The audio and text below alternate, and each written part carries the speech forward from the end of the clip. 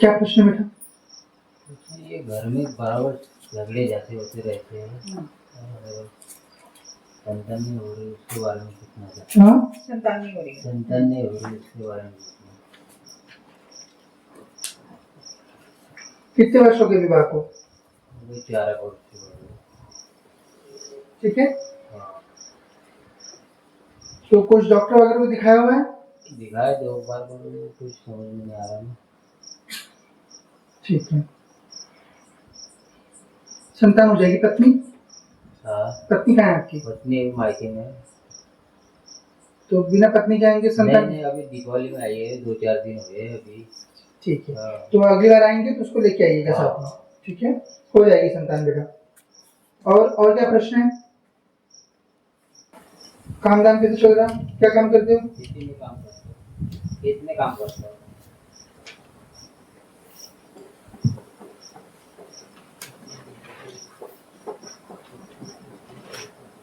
और खेती में कार्य करते हैं। बराबर है एकदम हाँ, से? एकदम सही लिखा हुआ है ना? सही।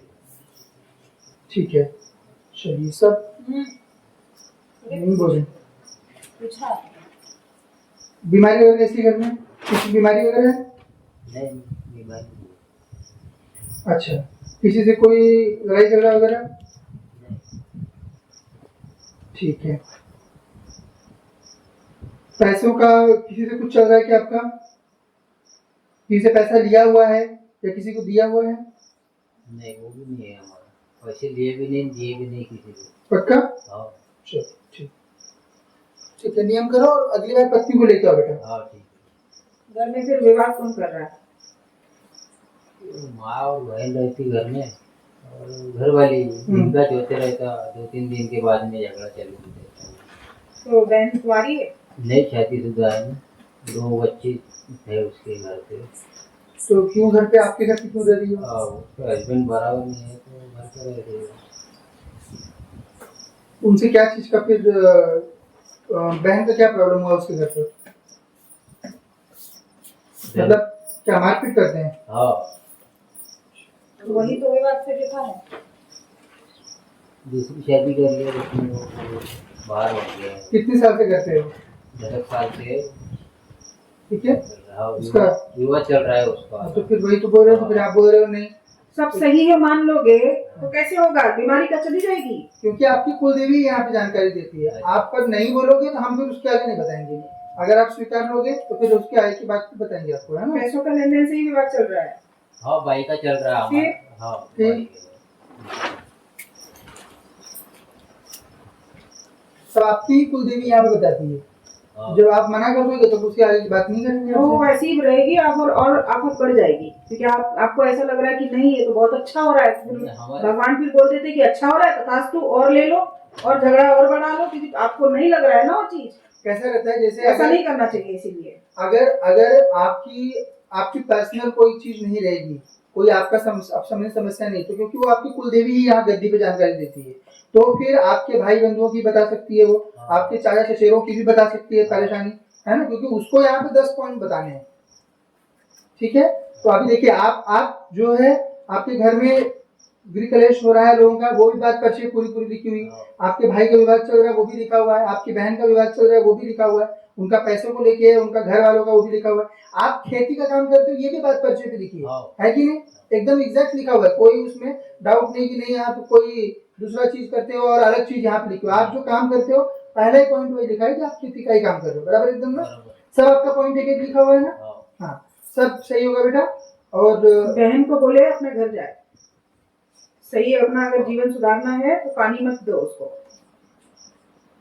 पत्नी का जो भी मतलब एक स्त्री का जो भी रहता है उसका उसके घर वालों के साथ जैसे विवाह हो गया वो मायके से उसका सारा रिश्ता कट हो जाता है। जो मायके में रहती है फिर वही जो जहर बोलने में मदद करती है। आप लोग अगर उनको वो दोगे तो हाथ पकड़ाओगे कि नहीं तुम बेटा यहाँ पे आके यहाँ पे भी आके भी तुम्हारा ही घर है, तुम आके यहाँ कोई घर वर नहीं रहता है। हाँ, तो कोई रहना नहीं चाहेगा। दूसरी बात, अगर कोई स्त्री को पति अगर खराब मिला इसका मतलब उसके पूर्वजन्म के खराब कर्म थे।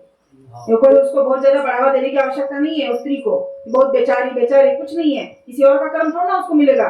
खुद उसने खराब कर्म किए है इसलिए उसको पति आज उसको रुक जाइए प्रताड़ना उसको दे रहा है क्योंकि उसने खराब कर्म किए।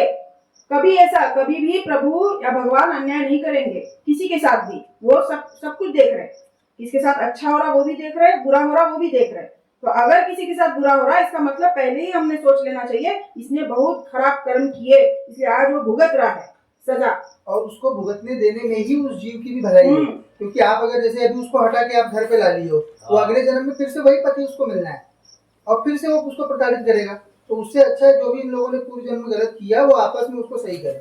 अभी सोचिए आपकी माता जी हैं, आपकी स्वयं की पत्नी है, वो अपने मायके जाके बैठेंगी तो आपका घर कैसे चलेगा, है कि नहीं। तो इसलिए अब आपकी जो बहन है वो भी तो किसी की पत्नी है, किसी के घर की बहू है वो, तो अब सोचिए उसका घर कैसे चल रहा होगा बेचारे का, है कि नहीं।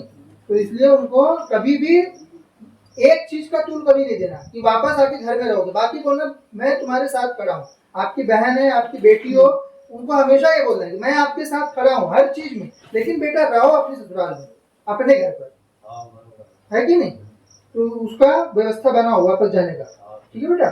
और पत्नी को लेके आओ, बच्चा हो जाएगा, ठीक है। अगली बार आते कुछ लेगा नहीं, ठीक है, सिर्फ अर्जी लगा लो, पेशी करो और उसको लेके आओ अगली बार। एक एक बात आपकी लिखी थी ना पूरी।